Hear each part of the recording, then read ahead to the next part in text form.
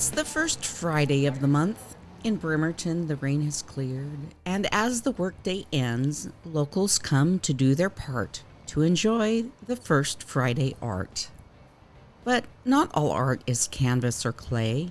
Some is the pairing of words, which is where this story begins. Bremerton has an official poet, and I'll bet you didn't know it. I'm Tia Hudson. I'm Bremerton's Poet Laureate. This is my second term, and it's coming to an end pretty soon, which is sad.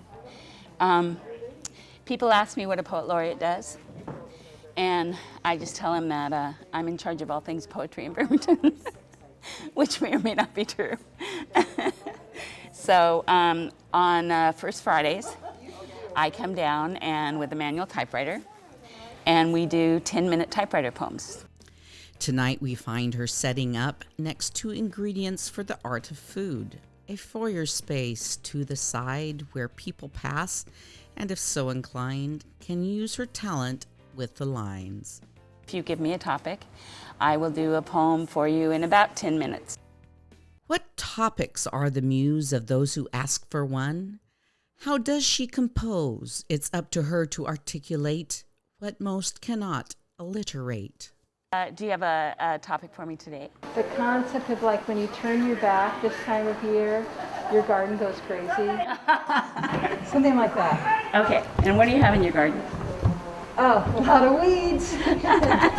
I have a lot of overwintered greens that are in full flower that the bees are loving. And you love the garden and you love being out there, but it's sort of like, it's too wild. And it's Polly, right? It's Paula. Paula. Yeah. Sorry. Okay. Give me 10 minutes or so and I'll see what I can come up with.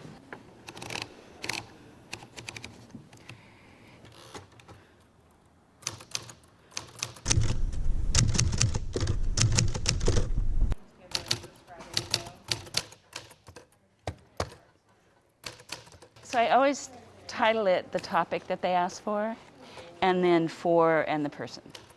Time is a commodity that most neglect, letting it pass by without regret.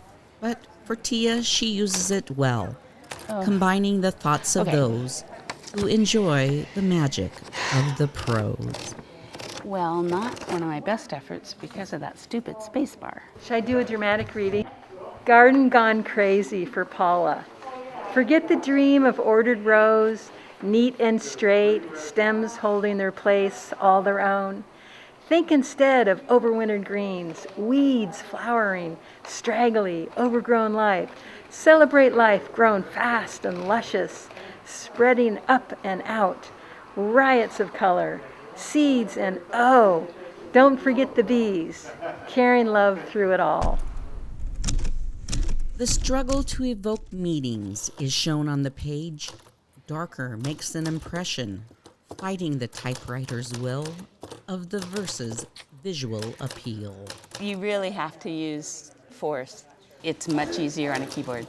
You just don't have to use the pressure. And I remember this from when I learned typing in high school, but I forgot that, your little finger has fewer muscles and it's harder to press those down. There are things crossed out and things X'd out, and spacing sometimes gets a little funny. I actually have to take this typewriter in and have it checked out because it's been doing some weird spacing things. I'm having all sorts of problems with this space bar.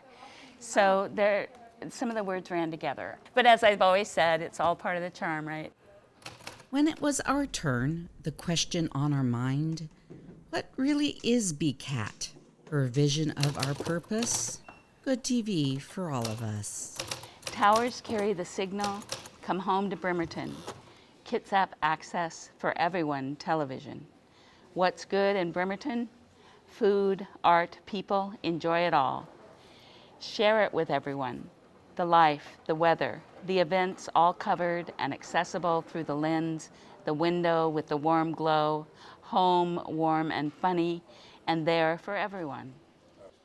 When I do these, even as I'm doing them, I'm thinking of ways I'm going to revise it. So in this one, I would put some more imagery, some more color and stuff in it. But it's because it's more, cerebral than visual. But yeah, you guys gave me good stuff to work with.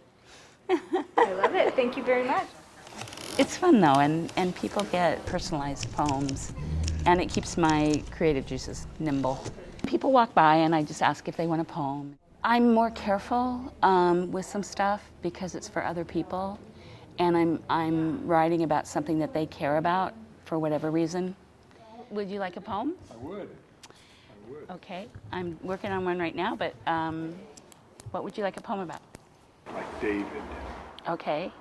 Okay, well, let me finish this one, and then it'll be about 10 minutes, and Okay, I'll have it just, for you. If I get a whole backup of people, sometimes, which happens, 3 or 4 people have to wait, then I just tell them to go do what they're going to do, and I'll have it for them when they come back. And then I sign it, and I date it. Then I take out my camera. Then I take a picture of it, so I have a record of it. Sculpture for Frank. I like it. That's me. David stands solid, strong, smooth skin, stone eyes that see so far and peer so deep. Once a solid block, who knew the man lived inside, waiting to be called out with the touch of a hand, the cutting edge shaping not just a thing, but all the meaning the stone had within it. The beautiful man holding out a hand, inviting you all into the hidden truth, part of the sculpture, part of all of us. I didn't start out planning on doing this, but I'm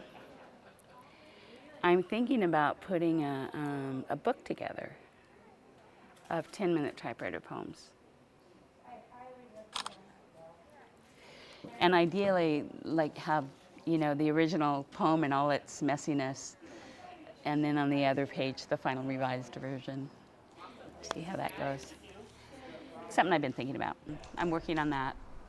Hopefully this summer, I'll get it finally put together and start sending it out.